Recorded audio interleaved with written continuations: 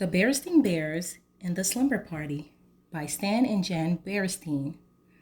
Sometimes little bears' good behaviors end when they pack their pajamas and stay over with friends. One of the most interesting things about a telephone is that when it rings, sometimes you don't know who's calling until you answer it. Sometimes when the phone rang in the bear's treehouse, it was for Papa. Papa Bear is a furniture maker, and customers often call about buying a table or a chair. Yes, I think I can handle that. How soon will you need it? Sometimes it was Grizzly calling Mama about getting together for a visit. This weekend, they'll be fine, Gran. When the call was for Brother Bear, it was usually Cousin Freddie with a question about homework. The fifth problem? I got 6.5. What did you get? When it was for Sister Bear, it was almost always her best friend, Lizzie Bruin. For you, sister, it's Lizzie. And Lizzie almost always had some big idea. A tea party for all their stuffed animals, going to the attic and dressing up in grown-up clothes, or organizing a sorority and using Farmer's Bend old chicken coop as a clubhouse, with permission, of course. It's okay with me, but I think I should warn you. P.U.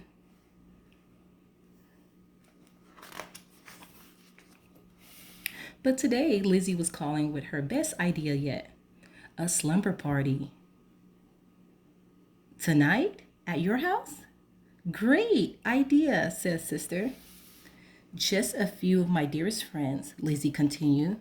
You, of course, and Anna, Millie, and Queenie. Bring your sleeping bag. Anna and Millie are bringing some music, and Queenie's going to teach us the latest dance steps.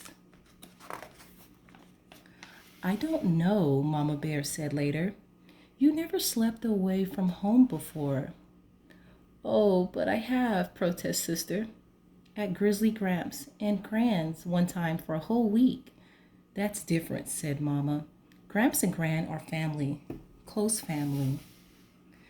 The Brooms are neighbors, argued Sister. Close neighbors. Oh, please, Mama. It'll be such fun.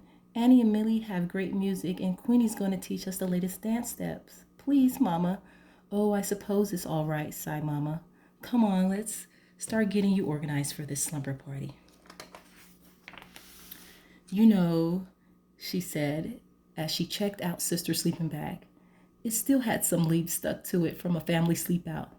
Sleeping over a friend's house is a kind of special privilege, and something that goes with privilege is responsibility. Do you know what those words mean? Sure, said Sister. Privilege means being allowed to do stuff, and responsibility means not messing up. Now, you remember what your mama told you about privilege and responsibility, said Papa, as Sister started off for Lizzie Bruins. Oh, I will, Papa. I will, she said.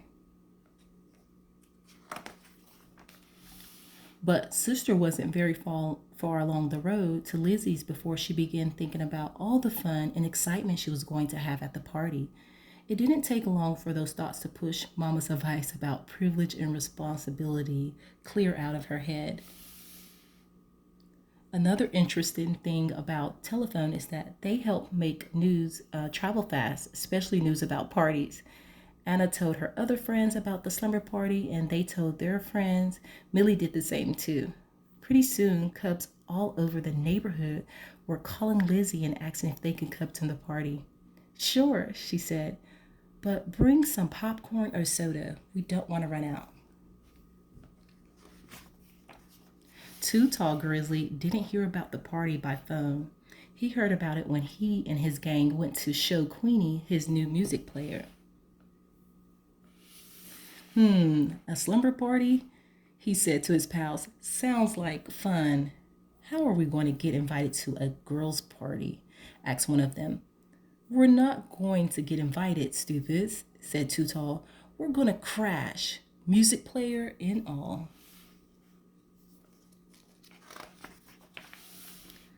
Later, when the rest of the Bear family had settled down for a quiet evening at home, Mama Bear sighed and said, "I'm sure she'll be all right." "Of course she will," said Papa Bear, looking up from a magazine.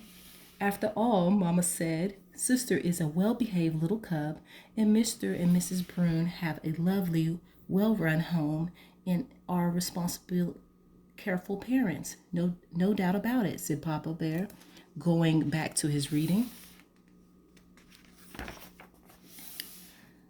There was only one problem. Mr. and Mrs. Brune weren't home. They had gone out for the evening and had left Lizzie in the care of a teenage sitter who wasn't much older than some of Lizzie's guests. The Brunes hadn't planned on a slumber party when Lizzie had asked if a few friends could sleep over. And they certainly hadn't planned on a rip-roaring, ear-splitting, popcorn-throwing, soda-squirting party for half of the cubs in the neighborhood, because with that, what's happening with Sister right in the thick of it. The only thing that wasn't happening at the slumber party was slumber. Lizzie's sitter tried to keep things under control, but she couldn't even make herself heard over the noise. You never heard such a commotion. Some neighbors up the road had never heard such a commotion either. They called the police. Oh no! The chief sent Officer Margaret to investigate. She reached the Brune's house at the same time Mr. and Mrs. Brune were returning home. Well, things calmed down pretty quickly after that. The party was canceled, parents were called, Lizzie was sent to bed, and an angry and disappointed Mama Bear came to take Sister home. "I'm angry and disappointed," said Mama Bear as they walked home through the night, "after all the things I said about privilege and responsibility." Sister was grounded and sent to her bed, double grounded, which meant she had to stay in her room for a whole day and in the house for a week. "A pretty harsh punishment," commented Papa Bear, a little later. "Not harsh at all," said Mama. "You should have seen the Bruins' living room. Popcorn stuck to everything, soda all over the place, lamps knocked over, an absolute disgrace. And after all I said about privilege and responsibility." "Sister does have to share the blame," said Papa, "but she didn't do it all by herself. It was one of those situations where one thing led to another and things got out of control. But you know, my dear, privilege and responsibility aren't just for cubs. They're for parents too." "Cushion all strewn about," said Mama. "It's a privilege to have cubs, and with privilege goes responsibility," continued Papa. "So we're partly the blame too. When Lizzie invited Sister to the slumber party, it was our responsibility to call the Brunes. If we will find out that they were going to be out for the evening, and the whole thing would have been nipped in the bud." Said Mama thoughtfully. The next morning, she canceled the grounding and took Sister over to the Brunes to help clean up. Annie, Millie, and Queenie had come to help too.